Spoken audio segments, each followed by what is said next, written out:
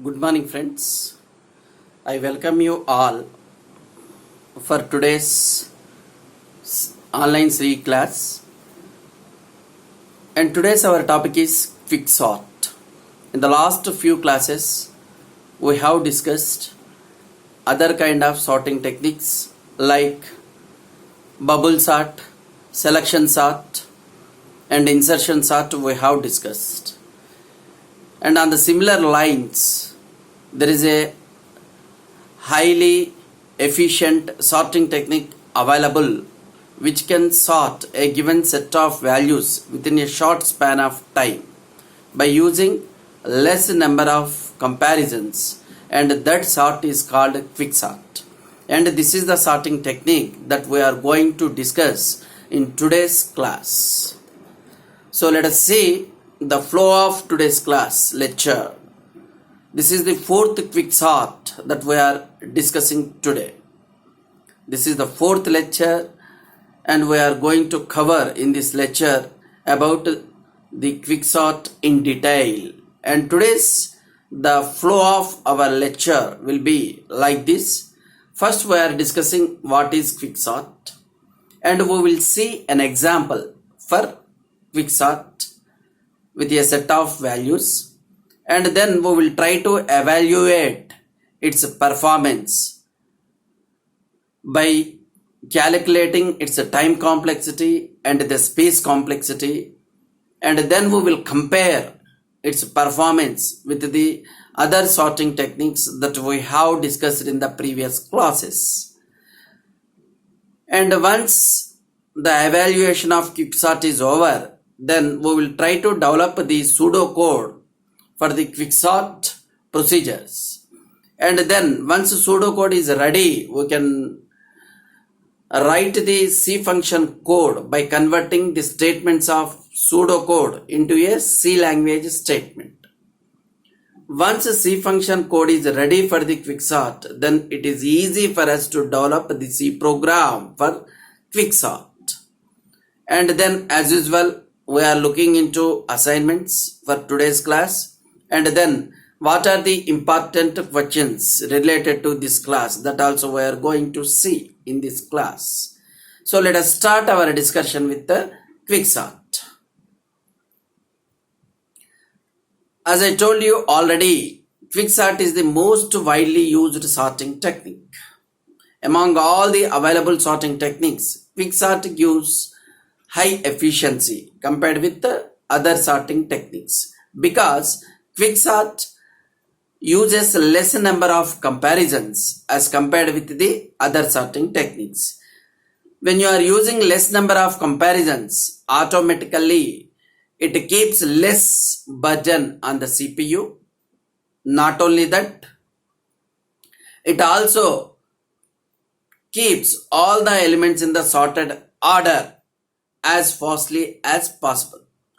So therefore it gives better efficiency compared with the other sorting techniques. So because of these reasons, most of the programmers or developers, they select quicksort technique for sorting the records or sorting the set of values. That is the importance of quicksort.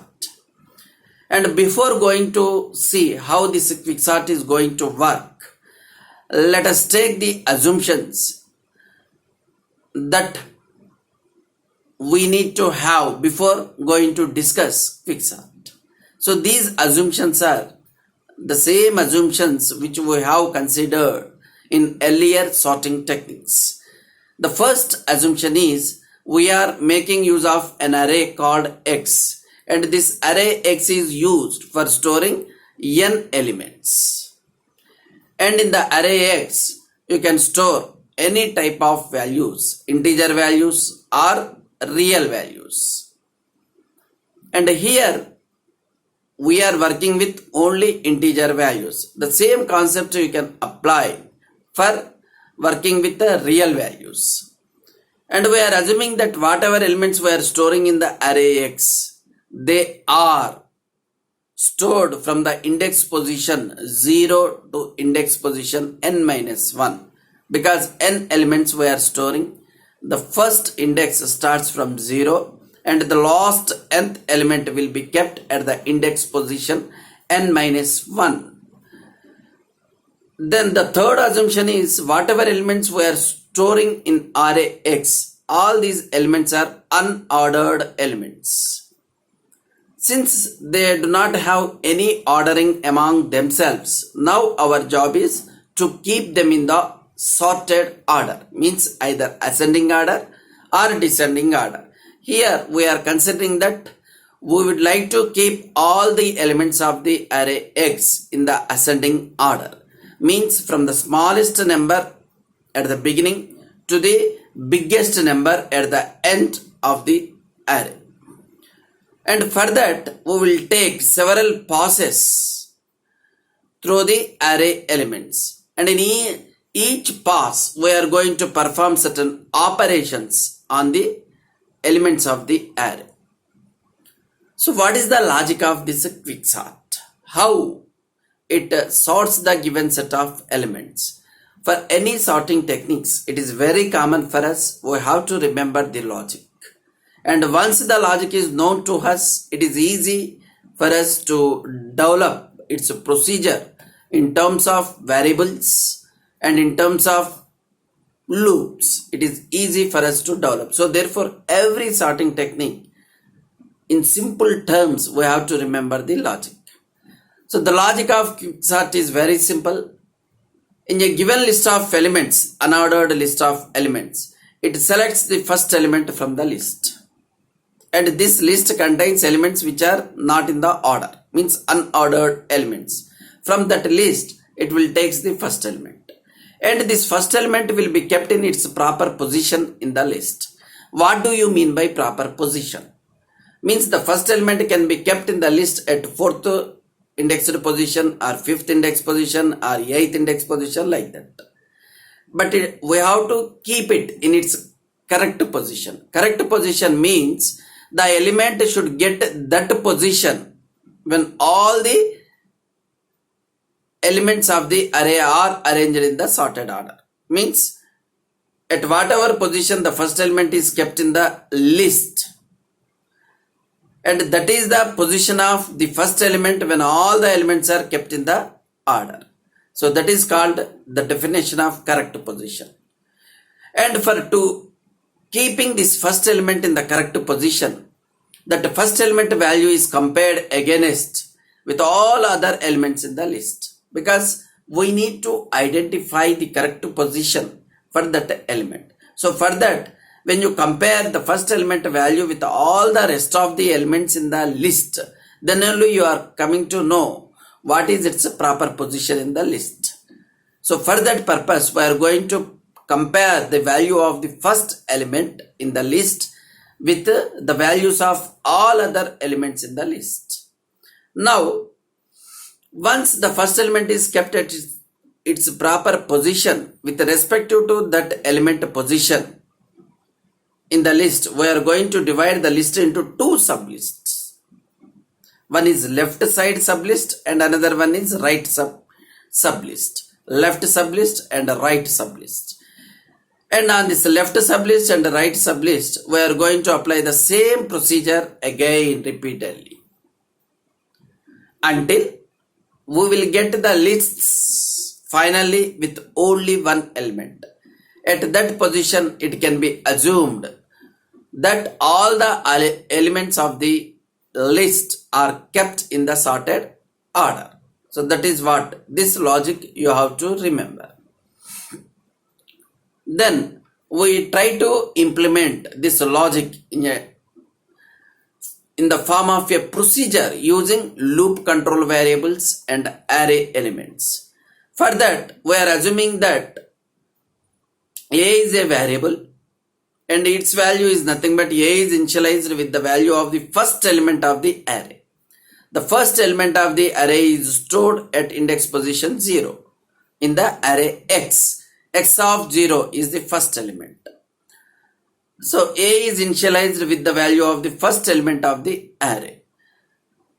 And this what we have to do is this first element is to be compared against the values of all the elements in the array to find out the correct position for the element A.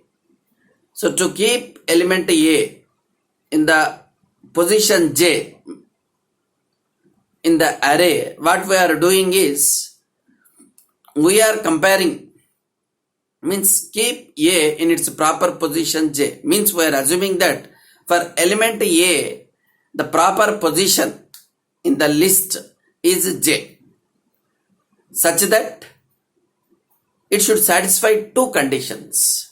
What are the two conditions? Means all the elements which are there from index position 0 to index position j minus 1 whose value should be less than or equal to A.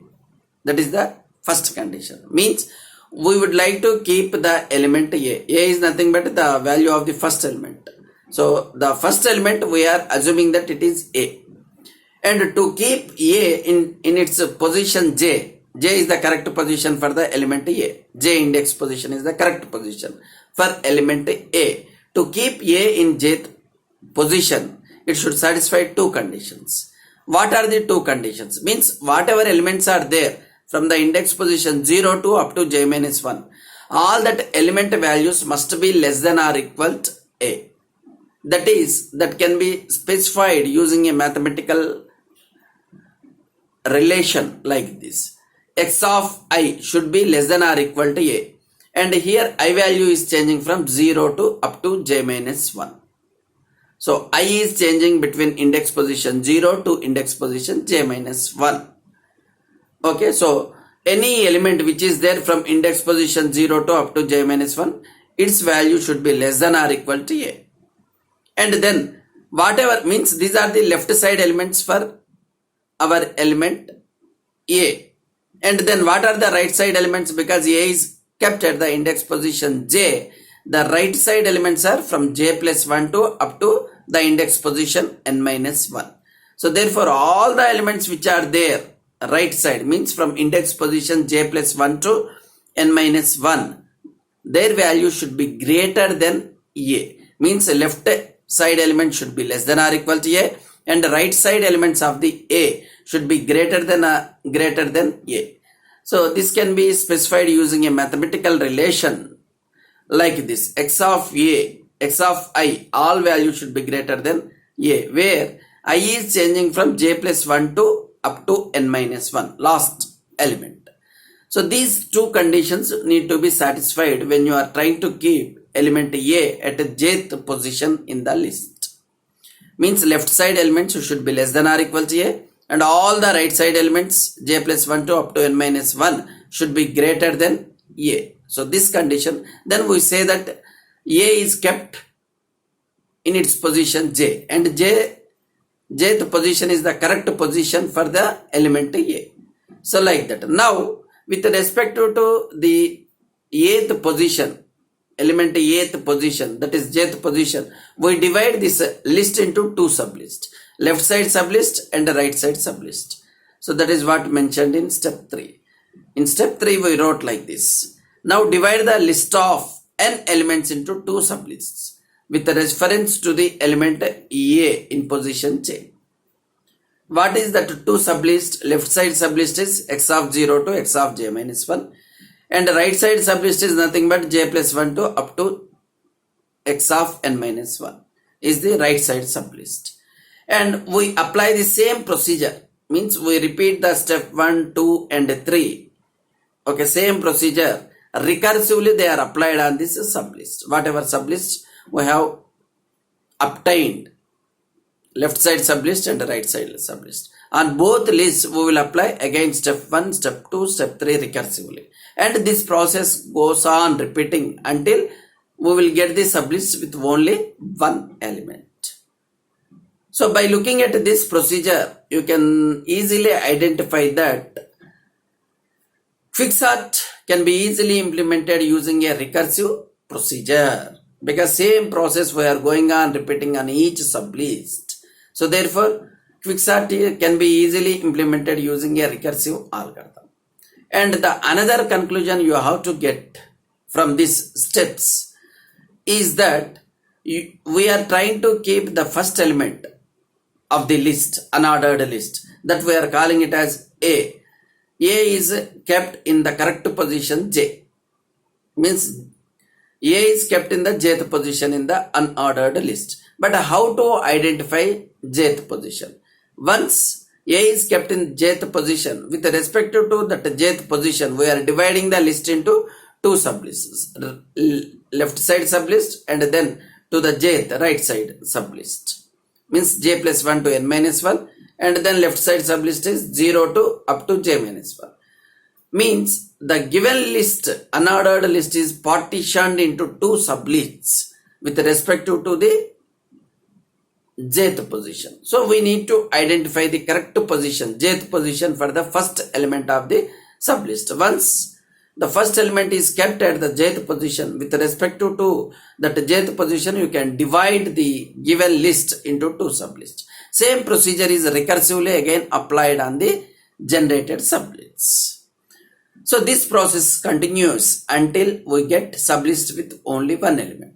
So here the thing that we need to identify is that we need a procedure for identifying the jth position in the given unordered list for keeping the first element at its correct position J in the unordered list. So for that we try to develop a procedure, and this procedure we are calling it as a partitioning procedure.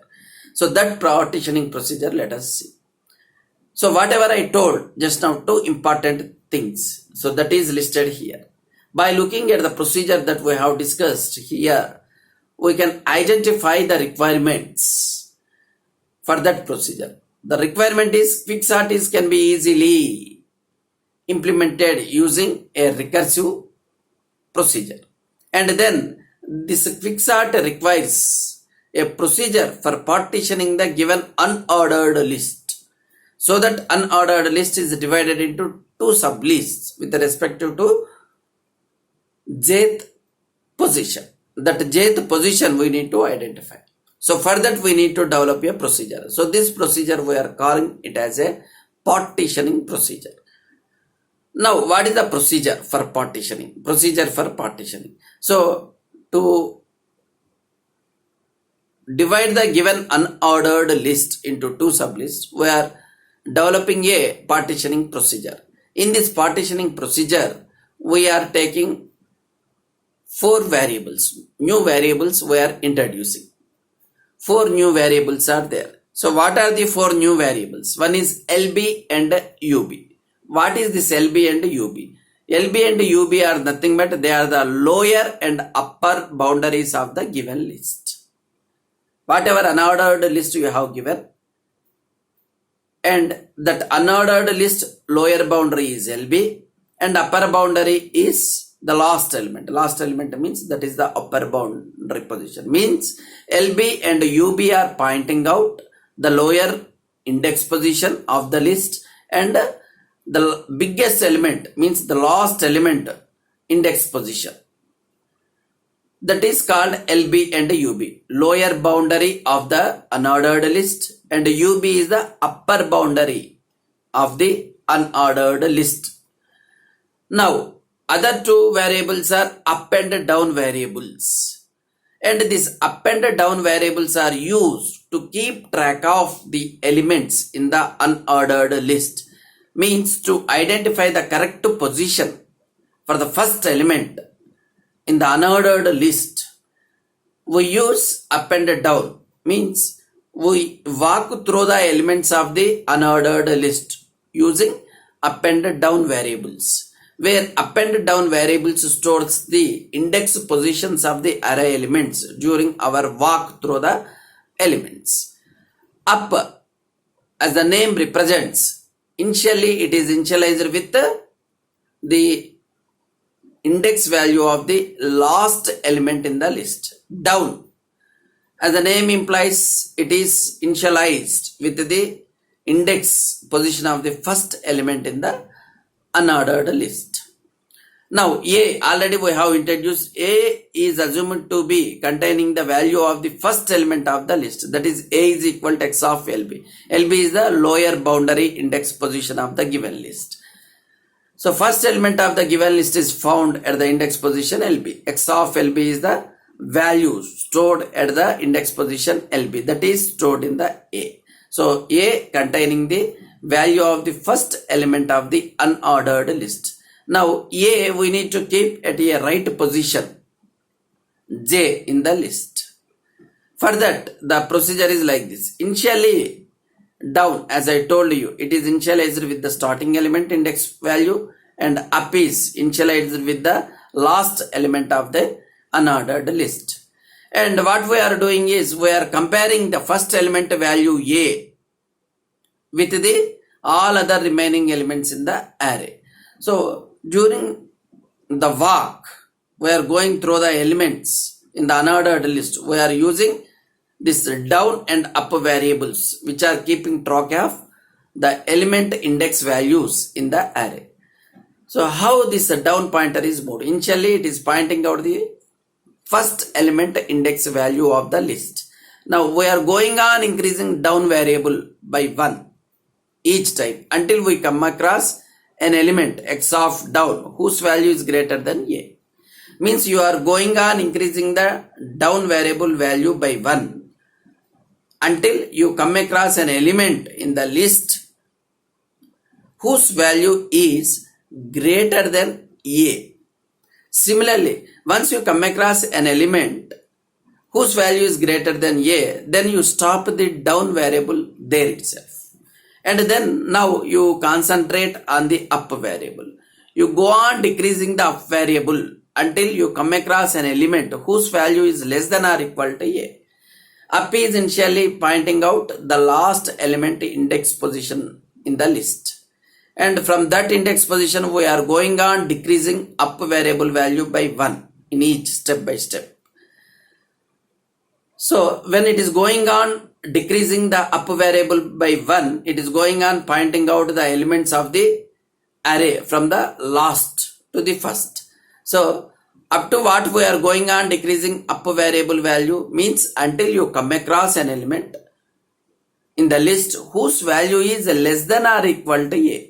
When you come across any element in the list whose value is less than or equal to A, there you stop up variable.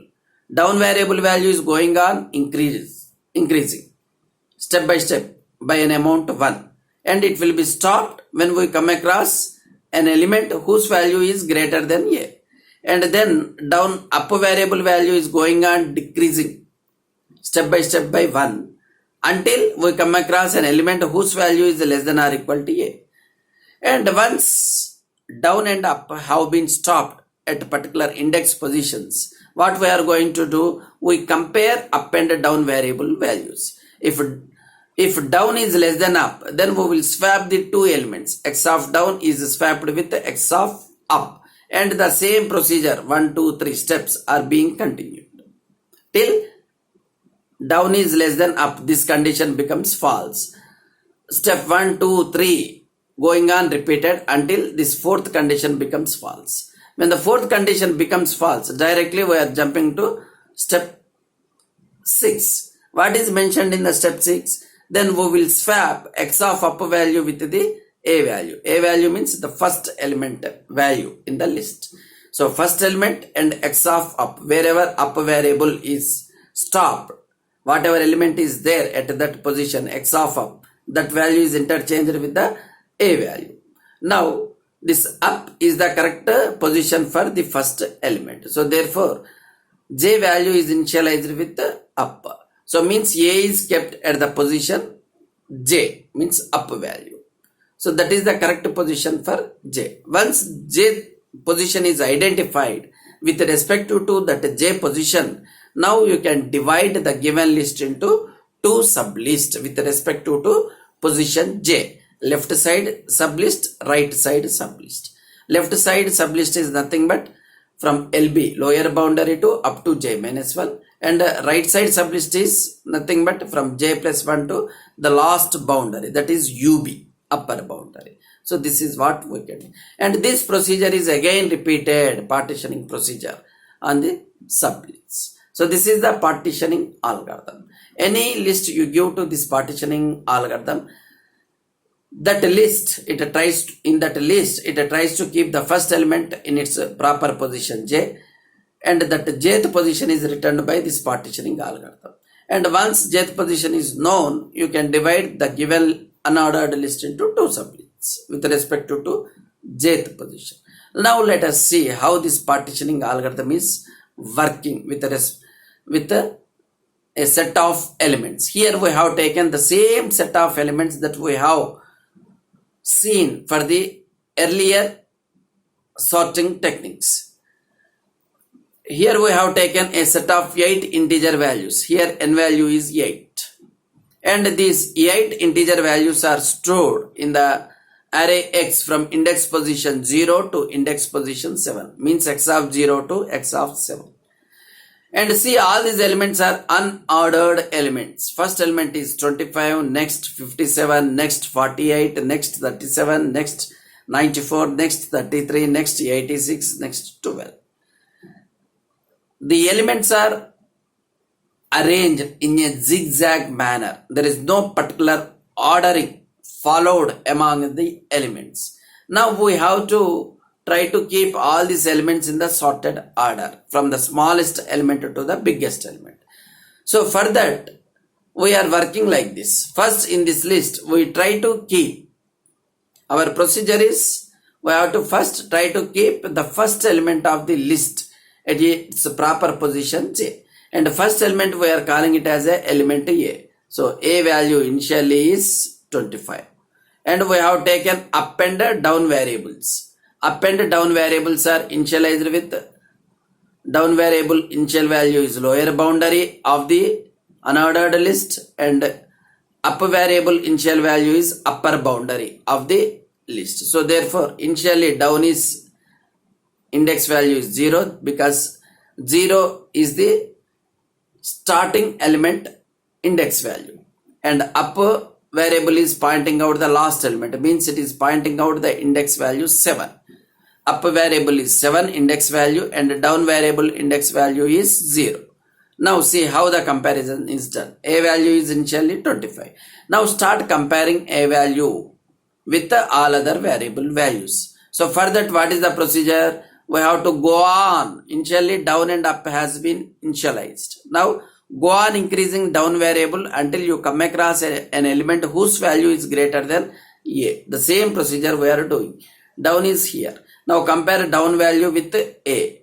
Down variable value is 0. X of 0 value is 25. 25 whether it is greater than a value? No, it is not greater than a value. So down is jumping to the next position.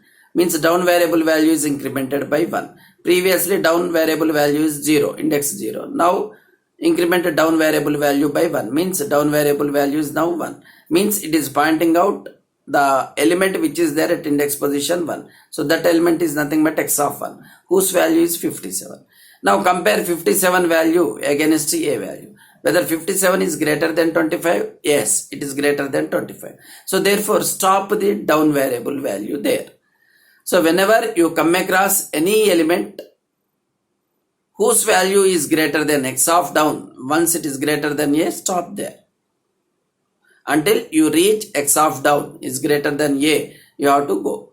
And once it is reached, so you stop down variable value. Then what you have to do? You have to go on decreasing up variable value until you come across an element whose value is less than or equal to a. Same thing. Now down is stopped at element 57 because 57 value is greater than 25. Now concentrate on up variable value. Up variable value. Up variable value is 7. Which element is there at that index position 7? So the element which is standing at index position 7, x of 7 is nothing but 12. So compare the value 12 against a. 12 whether its value is less than or equal to 25? Yes. 12 is less than or equal to 25. So therefore stop there itself. So up is stopping at index position 7. Down is stopping at index position 1. Now compare. What is the next step? Compare down and up variable. If down is less than up, swap x of down with x of up. So down variable value is how much here? Down variable value is now 1, index value 1. And what is up variable value? Up variable value is 7. So 1 is less than 7. So therefore we will interchange 57 and 12. In the next step, see. 12 is coming here, 57 is going here.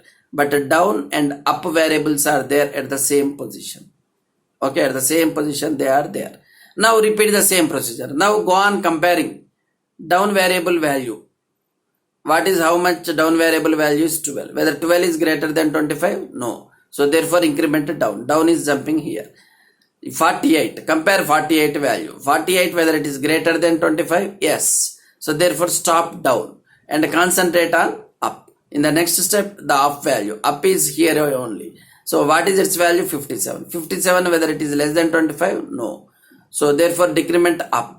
Up is decremented. It is pointing out 86. Now compare 86. Whether its value is less than 25? No. So therefore decrement up. Up is going and pointing out value 33. And compare 33 against here. 33 whether it is less than 25? No. So decrement up so that it point out 94 in the next step. Compare 94 against 25. Whether 94 is less than 25? No. Again decrement up. It will point out 37 in the next step. Now compare 37 against 25. Whether it is 37 is less than 25? No. So again decrement up. Up is now up and down are pointing out same elements. Now up is pointing out 48. Compare 48 value against 25. To find out whether this 48 is less than 25? No. Again decrement up. Up is pointing out to 12. Now see 12 whether it is greater than less than 25? Yes. 12 is less than 25. So stop. Up variable value. Now what you have to do? You have to compare down and up variable values. If down is less than up, we will interchange them. Otherwise, we are jumping to step 6. If down is less than up, x of down and x of up will be interchanged. Otherwise, means else go to step 6. Step 6 is swapping a value with the x of up value. So here, what is down variable value? Down variable value is nothing but 2, index 2. What is up variable value? Index 1. Down is less than up, means 2 is less than 1? No. So therefore, what we have to do is x of up. X of up means 12 will be interchanged with the first element. What is first element? 25. So 25 and 12 means a value is 25. A value and 25 are interchanged. A is nothing but first element of the list. So first element of the list is 25 and 12. 12 comes here and 25 goes here. So now it means the first element 25 is kept at its proper position, and with respect to that element, now we are going to divide this list into two sublists, left side sublist, right side sublist. So with respect to 25 means index position 1, we are dividing this list, entire list into two sublists. What are those two sublists? One is left side sublist and the right side sublist. And if you see the left side sublist contains only one element, but right side sublist contains how many elements? 6 elements. Now we will apply the same procedure on left side sublist and the right side sublist. See here. And in the subsequent procedures, I have given how the output is going to come. Only for identifying in the first given list of 8 elements, for keeping this first position in its proper position, first element in its proper position, I have explained the steps, partitioning algorithm steps. And finally, it has identified the correct step for element 25. 25 is kept at its proper position, index position 1, with respect to index position 1, left side sublist and right side sublist has been created. The same procedure, partitioning procedure, is to be followed for left side sublist and the right side sublist. This procedure is a recursive procedure. So the output of recursive procedure I am explaining. So first let us see the partitioning algorithm on the left side sublist. But left side sublist contains only one element. When you apply partitioning algorithm on the left side sublist, immediately simply it returns a value, because here lower boundary and upper boundary are same. So therefore no partitioning is done.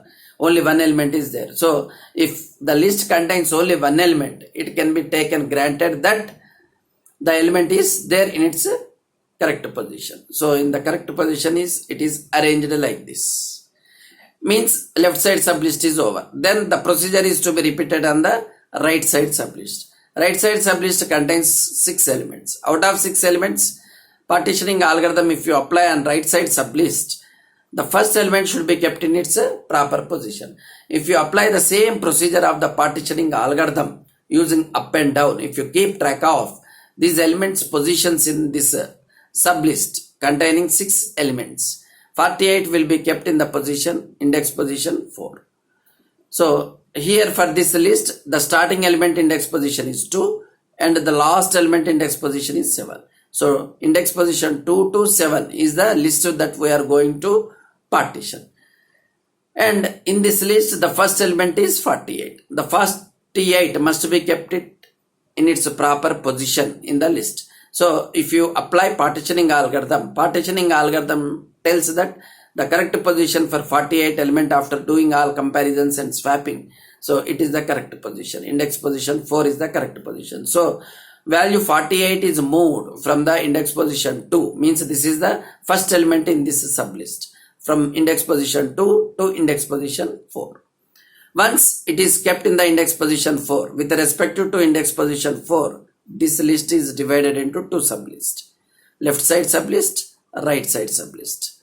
So in this sublist, you are having again 2 sublists. One is left side sublist containing only 2 elements and a right side sublist containing only 3 elements. Now we will apply the procedure, same procedure, recursively on the left side sublist, which contains 2 elements. In these 2 elements, first element need to be kept in its proper position. So if you apply partitioning algorithm in this sublist containing 2 elements, the partitioning algorithm keeps the first element in its proper position. So 37 is moved from index position 2 to index position 3. And 37 is moving like this, and 33 is coming here. For first element of this sublist containing 2 elements, the 37 is kept at its proper position. And with respect to this sublist should be divided into 2 sublists. But right side, no elements are there for this sublist. Only left side, you will get 1 sublist with only 1 element. So in the next procedure, again if you apply the partitioning algorithm in this sublist containing only 1 element, it will be kept in the same position, because we know that if you get a sublist with only 1 element, that element is assumed to be in its proper position. So up to this is over. And now 48 right side sublist you take. 48 right side sublist is containing 3 elements. 48 left side sublist is completely sorted. Once that is over, then you go to the 48 right side sublist. Right side sublist contains 3 elements. Now you have to divide that sublist again into 2 sublists by keeping first element in its proper position. If you apply the partitioning algorithm onto the first element for keeping these 3 elements in the order, first element must be kept in its proper position. So partitioning algorithm, after doing comparison with all other elements and after doing swapping, then it will keep the int 4 in its proper position here. So with respect to this position, this 3 element sublist to be divided into 2 sublists. But fortunately, right side you do not have any more elements, only left side sublist will be there with respect to this position. In the left side sublist you are having only 2 elements. And apply the partitioning algorithm on this sublist with the 2 elements. So in that 2 elements list, the first element should be kept in its proper position. First element of this sublist is 54. 54 should be kept in its proper position. So it is kept in its proper position after applying the partitioning algorithm. And then with respect to this position, this list is divided into 2 sublists. But left side there is no sublist, no elements are there. Only right side you are having 1 element. So 1 sublist you will get with 1 element. And again apply the partitioning algorithm on this right side sublist. Since it is the list with only 1 element, it is assumed that it is in proper position. So by the time all sublists are obtained, with only one element. All elements are kept in the order you check. Means the same partitioning algorithm repeatedly we are applying on the generated sublist until the sublist with one elements are obtained. When the sublist with one element is obtained, it is assumed that that element is there in its proper position in the entire list. So therefore you can stop in that sublist applying partitioning algorithm. So by the time when you got all the sublists for the given elements with only sublists are generated with only one element, all the elements are coming into its proper position in the entire list. All elements are coming into the sorted order. So that is what it is done here. So this is how you have to explain the logic of the quicksort. So here for first list of 8 elements we have explained the partitioning procedure and how up and down arrows are moving. So up to here we have explained. And for remaining, once 2 sublists are obtained on the left side sublist and right side sublist, we have just given the status of the quicksort elements, how these elements will be after in each pass. Okay, so that is what you have to do. Means if you are starting with a list with 8 elements, then you will get a sublist with 4 elements, 2 sublists with 4 elements. Then in the next level, you will get each sublist of 4 element is divided into 2 sublists with 2 elements in each sublist. Means at level 3, you are going to get 4 sublists. Each sublist contains 2 elements. And again in the next level, 4th level, again this 2 sublist element is divided into again 2 sublists with only one element. So at the 4th level, so these 4 sublists containing 2 elements each are divided into 8 sublists. And in each 8 sublists, you are having only one element. At that place, you can assume that all elements have come into its proper position.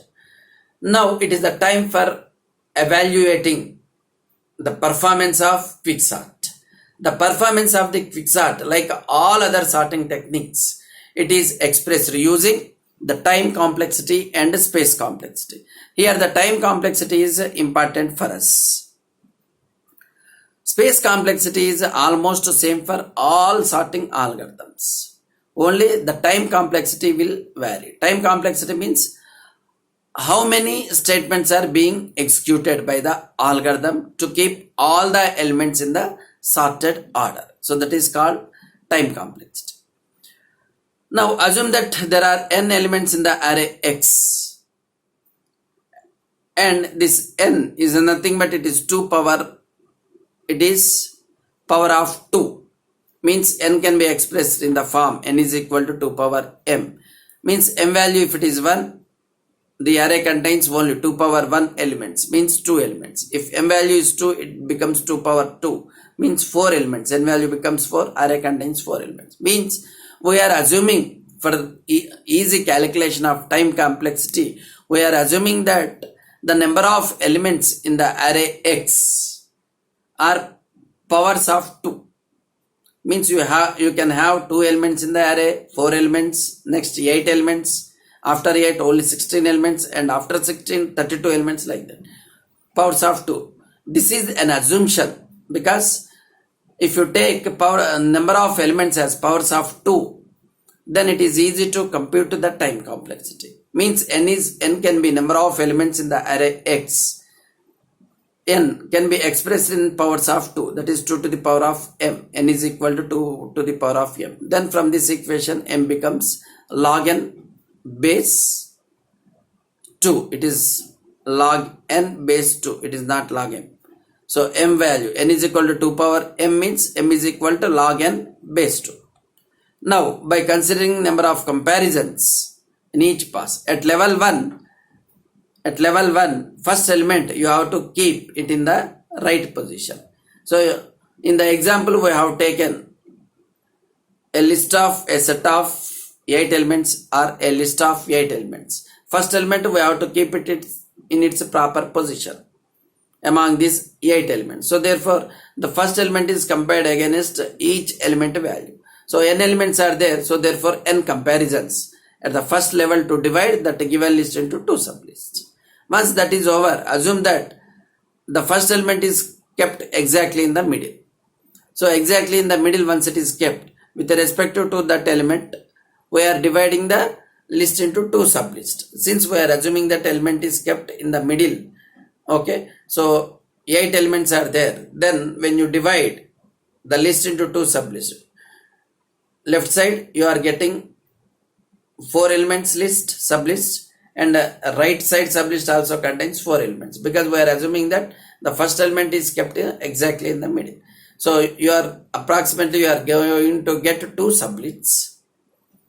Left side sublist contains 4 elements, right side sublist contains 4 elements. Now we are applying the same procedure on the second level lists. Means in the second level you are having 2 sublists, each sublist with 4 elements.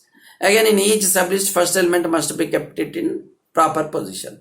And to keep first element in the proper position, first element should be compared against all the remaining elements. Each list contains 4 elements. First element is compared approximately with 4 elements. And in the second sublist also, first element should be kept in the proper position. For that, first element should be compared with the 4 elements approximately. So again, to divide these two sublists again into two, each into 2 other sublists. Okay, so each element is, the first element in each list is compared with 4 elements. So total number of comparisons at level 2 is 4 plus 4, total 8. In the first level also, for n elements, the number of n equal to 8 elements, the number of comparisons are 8. And in the second level also, 2 sublists with 4 elements, the number of comparisons are again 8. And in the third level, you are going to get 4 sublists, because the 4 element to 2 sublists you have divided into again 2 sublists. Okay, so each sublist will get 2 elements at level 3. So total how many sublists you are going to have at level 3? 4 sublists. Each sublist contains 2 elements. Again, to keep the elements in the order, again 2 comparisons are done in each sublist. 2 into 4, total 4 lists. So again 8, means at each level the number of comparisons are 8.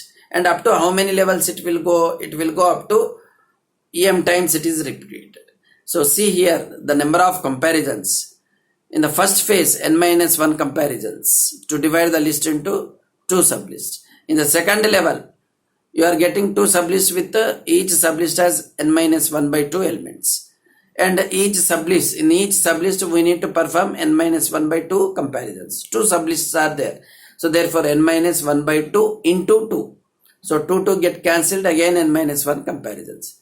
So at level 2 we are going to divide the 2 sublist into, we are making 4 sublists for level 3. In the level 3 you are getting a sublist with n-1 by 4 elements. But to keep that n-1 by 4 elements in each sublist in their proper position, again in each sublist n-1 by 4 comparisons are done. And how many sublists are there? 4 sublists. n-1 by 4 into 4. Total number of again n-1 compare. So like this is repeated m times. So therefore total number of comparisons means at each level number of comparisons are same, fixed. That is n-1 comparisons are being done at each level. Okay, first level n-1 comparison, second level n-1, third level n-1, fourth level n-1, like that. So m times it goes on. So therefore the total number of comparisons are m into n-1. So m is nothing but it is equal to log n base 2. So the total time complexity is m is replaced with log n base 2 into n-1. So it is nothing but n into log n base 2 minus log n base 2.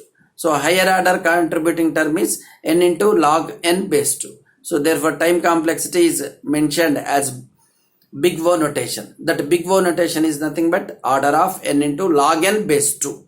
So here it is base is not m, it is base is 2. So therefore the time complexity of quicksort is order of n into log n base 2. So in previous earlier sorting techniques, the time complexity has come to order of n square, and quicksort algorithm time complexity is now order of n into log n base 2. So its value is less compared with order of n square. So therefore we said that quicksort is most efficient technique. But here the number of comparisons approximation we have taken, but actual number of comparisons in quicksort is much lesser than this n-1 comparisons at each level. Okay, so therefore the quicksort gives better efficiency as compared with all other sorting techniques, and its time complexity is order of n into log n base 2. So this you have to remember. Then what is space complexity? Space complexity is nothing but the amount of space occupied by the algorithm to keep the elements in the order. So how the algorithm is working with n elements, we are assuming that all n elements are integer values, and assume that you are working on a 16-bit machine. On a 16-bit machine, each integer occupies 2 bytes of space. So you would like to store n elements. For each element, it requires 2 bytes of space. For n elements, it requires 2 into n bytes of space, means 2n bytes of space. So therefore, space complexity, space requirement of quicksort is 2n bytes. If you are using any other variables in your program, integer variables or float variables, for this 2n bytes of space, you can add additional space. That is space complexity. Space complexity, as I told, it is common for all the sorting algorithms. Only time complexity is going to change from algorithm to algorithm. Now, once you understood this example, now it is the time for us to develop the pseudocode for quicksort. So here we are developing 2 procedures. First procedure is a quicksort as a recursive algorithm, and other procedure is a partitioning algorithm. Quicksorting mainly depends on partitioning techniques for arranging the elements in the order. So that is what we mentioned. Let us see. Here the procedure quicksort.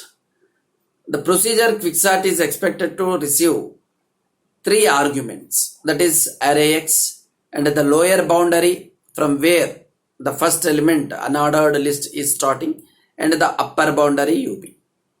Means lower boundary is the starting element of the unordered list, and the upper boundary is the last element of the unordered list, and these elements should be kept in the order. Now for that we have used one more variable inside the procedure, that is j, because the first element of this list should be kept in jth position, and once jth position is identified for the first element, then with respect to the jth position you can divide the list into 2 sublists, left side sublist and right side sublist. Recursively same procedure you can apply on the left side sublist and the right side sublist. So if LB value means lower boundary, if it is greater than upper boundary, it is assumed that the list is already sorted, so therefore there is no need to sort, the algorithm will be closed, means return. You are telling to go back to the main program. And if it is not, lower boundary is not greater than or equal to ub, means you are having the more number of elements to sort. So therefore immediately you are making a call to partitioning algorithm. The job of partitioning algorithm is it will try to identify the correct place for the first element of the list, and that correct place is nothing but jth place, jth index position. So it takes the array name, lower boundary of the elements to be sorted, upper boundary of the element to be sorted, and j address. And this algorithm, once it is called, it doesn't return any value, but it identifies the correct position for the first element of this list LB2 up to UB, and that correct position for the first element of that list is stored in the variable j. Once j value is known, then quicksort again recursively it makes a call to itself.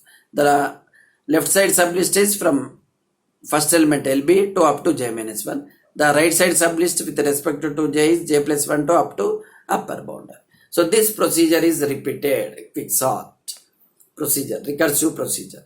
Now what is the formula for, what is the pseudocode for partitioning algorithm? So partitioning algorithm is taking 4 variables as arguments. See, array x and then lower boundary, upper boundary and j value. We are passing the address of j, so therefore we are keeping a pointer, integer pointer, which stores the address of variable j, and lower boundary, upper boundary and array x, Inside this, the partitioning algorithm makes use of down a variable, up a variable, which are keeping track of elements in the position, and A, which contains the value of the first element of the given list, which is to be sorted. And then T is a temporary variable, which is used as a temporary variable for holding the temporarily the values which are to be swapped. See, initially down is initialized with the first element value, and up is initialized with the last element of the list to be sorted, and A is initialized with the first element value. A contains first element. So down and up contains the index positions of first element and the last element. A contains the first element value. Now we have to go on increasing down variable value until we come across an element whose value is greater than A. Till that we are going on increasing the down value. Means here when you are writing a algorithm, you are going on moving the down variable. Means moving means increasing its value so that it is moving from one element to other element. As long as you coming across an element whose value is less than or equal to A. Means when you come across any element whose value is greater than A, you stop there. That is what we have written. Means down variable value is going on incremented by 1 until we come across an element whose value is greater than 1. When you come across an element whose value is greater than A, then it will stop.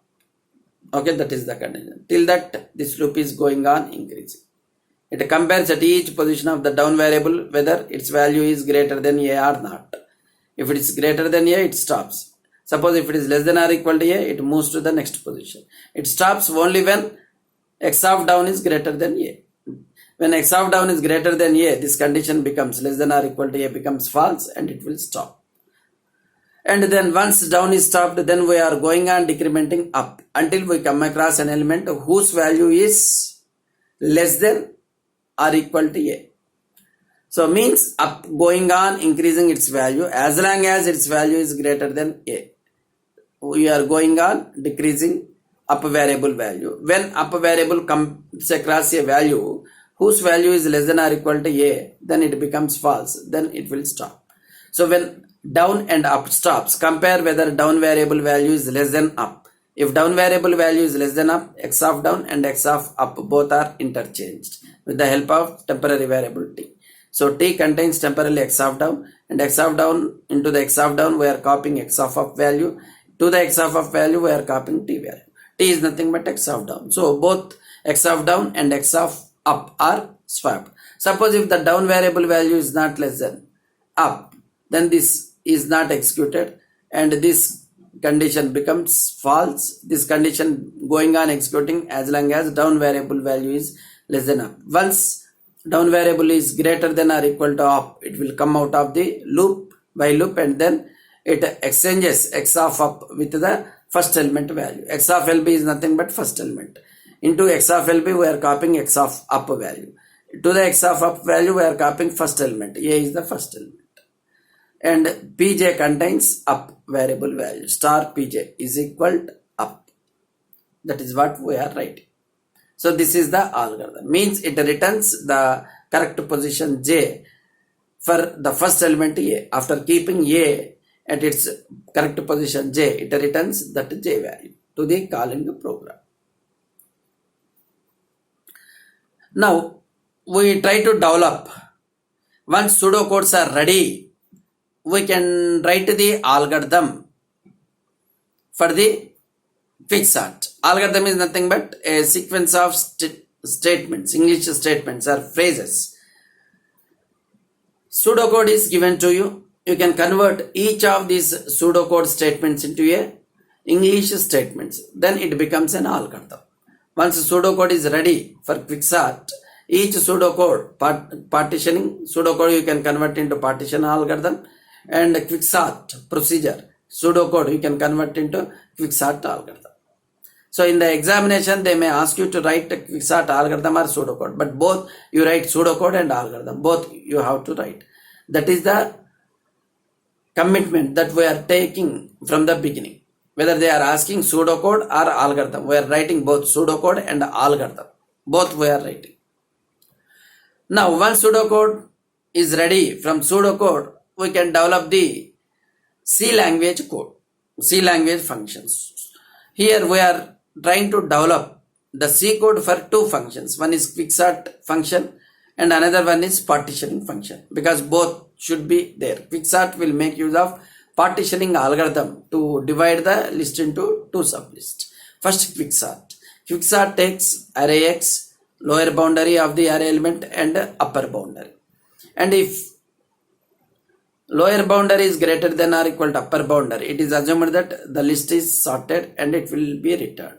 Otherwise, it makes a call to partitioning algorithm by passing this array X and its lower boundary, its upper boundary and jth position. Its intention is why it is making call to partitioning algorithm quicksort. The partitioning algorithm keeps the first element X of LB in its proper position and returns the J value. At what position it is keeping the first element, and that jth position is returned. Once jth position is known, again left side quicksort is called to itself by using left side sublist as an argument X of LB to up to J minus 1, and right side sublist is in the array X J plus 1 position to up to upper boundary. So it will makes a recursive calls to itself and then it sorts the elements. In each recursive call, it makes use of partitioning algorithm to further divide that sublist into sub-sublists. Till this process is repeated until we get a sublist with only one element. When you get a sublist with only one element, it is assumed that the list is sorted. Means when LB value is equal to UB, then it contains only one element and the condition becomes true and it returns. Partitioning algorithm takes four variables as arguments. Array variable X and then lower boundary of the array and upper boundary and then the correct position as an argument. So it is a return value. Return value is given through this variable to the calling function. It is not the value that the partitioning algorithm receiving from the calling function. It is a variable value which takes back the value of partitioning value returned by the partitioning algorithm back to the calling function. So therefore it is a pointer. Now inside this partitioning algorithm, as we discussed, we are using down variable, up variable and temporary variable T as mentioned in the procedure and variable A. Initially these variables A, down, up are assigned with appropriate variable. A contains the first element and the down variable is initialized with the first element of the unordered list. Up variable is initialized with the index position of the last variable of the unordered list, LB, UB. And the procedure is repeated as long as down variable is less than up. So here down variable goes on incremented by 1 until it come across an element whose value is greater than A. Once it come across an element whose value is greater than A, this condition becomes false and the loop is stopped. This condition is kept to see that down should not go beyond this end of this list. That is what it is also mentioned. So till that time down value is going on increased from the first position to next position like that. And whenever it comes across a value whose value is greater than A value, then it will be stopped. Once down is positioned at proper place, down is stopped at proper place, then we will concentrate on up. And you know, up variable value, it is pointing out the last element. From there it is going on decremented step by step until it comes across an element whose value is less than or equal to A. Means you go on increasing and decreasing up variable value as long as X of up is greater than A. And whenever up comes across a value whose value is less than or equal to A, this condition becomes false and up is stopped there. Once down and up are stopped, you compare whether down is less than up. If down is less than up, interchange X of down with X of up. If not, repeat the procedure while loop is repeated. And once down is greater than up, this condition becomes false. Once down is greater than or equal to up, this condition becomes false. In that case, we will interchange X of up with the first element, X of LB, like that. And then we will return the correct position of A, where the first element is kept at up position. That up value is assigned to J. So therefore partitioning algorithm returns that J value to the calling function. With respect to that J, it divides the list into two sublists. lower boundary LB to up to j minus 1 is left side sublist, and right side sublist with respect to j is j plus 1 to up to upper boundary UB, j plus 1 to UB. Like that the procedure is repeated. This is the C code for two functions. Once this is ready, you can write the complete C program. Complete C program is nothing but just we have to incorporate main function. So we have declared these two functions which are being used in our program. Already we discussed qsort function. It is implemented as a recursive function. Partitioning algorithm, which takes the data from the qsort calling function and then returns the correct position j to the qsort. So first we are reading inside the main function. We have declared an array x with a storage capacity of 20 elements, a variable n that is storing the total number of elements in x, and I is the loop control variable keeping track of the index values of the elements of the array x. First we are asking the user how many integer values are there with the user. User may enter n value as 5 or 6 or 8 or 10 like that. And then we are asking the user to enter all integer values in a row. Then we are instructing the computer to read those integer values one by one and store from the index position 0 to up to index position n minus 1. Then we are displaying the elements given by the user from 0 to up to n minus 1. We are displaying on the screen. And then we are making a call to qsort function by passing index position 0 up to n minus 1. All these elements are to be sorted. Then this will make a call to this quicksort function by taking lower boundary value is 0, upper boundary is n minus 1. So LB is greater than or equal to UB. Condition becomes false. LB value is 0, UB value is n minus 1. 0 is greater than or equal to n minus 1 becomes false. So therefore it makes a call to partitioning algorithm by passing LB 0, UB n minus 1 and then address of j as an argument to the partitioning algorithm. Then it identifies the correct, it keeps the first element means x of 0 at its proper position in the list and returns that jth position. With respect to j, again it is divided. And when the call is made to the partitioning algorithm is getting executed in whatever way we have discussed. The same C code we wrote here, and it will returns the j value to the algorithm. With respect to the j value, again it makes a call to the qsort function with the left side sublist and the right side sublist. Okay, so that is the procedure. And once qsort function is execution is over, the control is coming back to main program. In the main program, it display all the elements after the sort. So this is the program. So this is the implementation of quicksort, complete program for quicksort. Once the two functions you implement, the main program is same for all the sorting techniques. Only the algorithm code is going to change. In the selection sort, we will write the code for the selection sort function. In the insertion sort, we will write the code for insertion sort function. And in the quicksort, we write the code for the quicksort. That's it. Main program is same in all the sorting techniques. Now, what are the important assignment questions? So explain quicksort with a suitable example. For this, you have to tell about what is quicksort, a little bit information about the quicksort, and then assumptions in the quicksort, and then logic of the quicksort, and the procedure and the partitioning algorithm, and an example you have to describe. Okay, these are the things you have to explain for quicksort. And then the second question is write pseudocode and algorithm for quicksort. Pseudocode is given to you. Quicksort as a recursive function, how it is implemented, and how that quicksort function making use of partitioning technique. That pseudocode for partitioning technique is also we have discussed, and this partitioning pseudocode and then quicksort pseudocode both you have to write. And after writing pseudocodes for these two procedures and then convert them into algorithmic statements by writing each statement in a English sentence, that becomes an algorithm. Then write a C program for quicksort to sort n integer values using quicksort. The program is thoroughly discussed with you. That program you have to write.